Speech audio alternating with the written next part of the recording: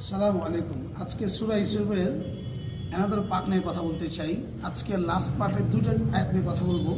চমৎকার দুটো আয়াত, ভেরি মাচ ইম্পর্টেন্ট দুটো আয়াত। একটা হচ্ছে যে 84, একটা হচ্ছে 94। 84 আছে ওয়াবিয়াদ্দাত আইনা মিন হুজনি হুয়া কাযীম, অর্থাৎ ইউসুফ আলাইহিস সালাম যখন প্রচণ্ড কষ্ট ছিলেন এবং কাউকে বলতে পারছিলেন না, তখন ওনার চোখগুলো সাদা হয়ে গেল, উনি প্রচণ্ড কাঁদছিলেন। এটার ব্যাখ্যার তর্জমা আমরা অনেকে এইভাবে করি যে উনি অন্ধ হয়ে গেছিলেন। আসলে তর্জমাটা অন্ধ হবে না, অর্থাৎ চোখগুলো সাদা হয়ে গেছিল। এখন প্রশ্ন, সাদা কেন বললো কোরআনে?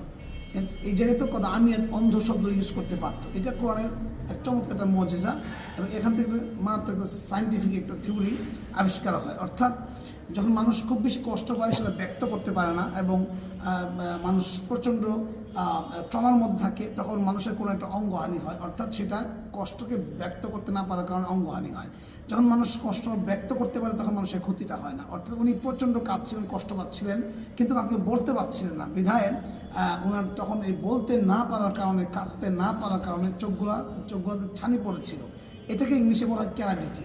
এটা এক ধরনের রোগ। এই রোগটা আজকের বিজ্ঞান আবিষ্কার করেছে, যেটা কোরআনে প্রায় 1400 বছর আগে বলেছে। এর দ্বারা কোরআন যে বিজ্ঞানময়, এটা কোরআন যে বিজ্ঞান রয়েছে এটা প্রমাণিত হয়।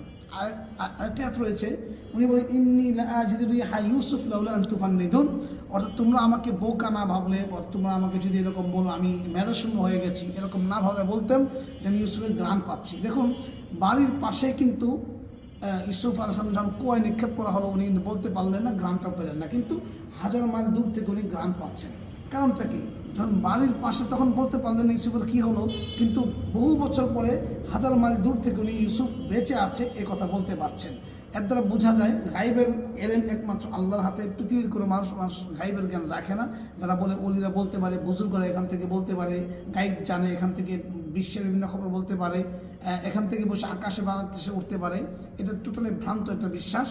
এই জন্য প্রমাণ হয় এটা দিয়ে যে উনি বাড়ির পাশে কথা বলতে পারে না, কিন্তু 1000 মাইল দূর থেকে উনি বহু বছর পরে ইউসুফ বেঁচে আছে কথা বলতে পারে। দ্যাট মিনস আল্লাহ ওনাকে জানিয়েছেন, আর তখন আল্লাহকে পাক জানান নাই। দ্যাট মিনস গাইবের টোটালি জ্ঞান একমাত্র আল্লাহ পাকই রাখেন, আল্লাহ পাক ছাড়া গাইব কেউ জানে না। এই দুটো আয়াতের দুটো বিষয় প্রমাণিত হয়। একটি হচ্ছে যে কোরআনে একটি মারাত্মক সায়েন্স প্রমাণিত হয়, যেটা আজকে প্রমাণিত হয়েছে, যেটা 1400 বছর আগে কোরআন আল্লাহ পাক কোরআনে বলে দিয়েছেন। আর একটা হচ্ছে যে গাইবের এলেম, গাইব শুধুমাত্র আল্লাহ পাক জানেন। কোনো বুজুর্গ, কোনো ওলি, কোনো পৃথিবীর মানুষ আল্লাহ পাক না জানাইলে গাইব জানে না। ভালো থাকবেন। আসসালাম।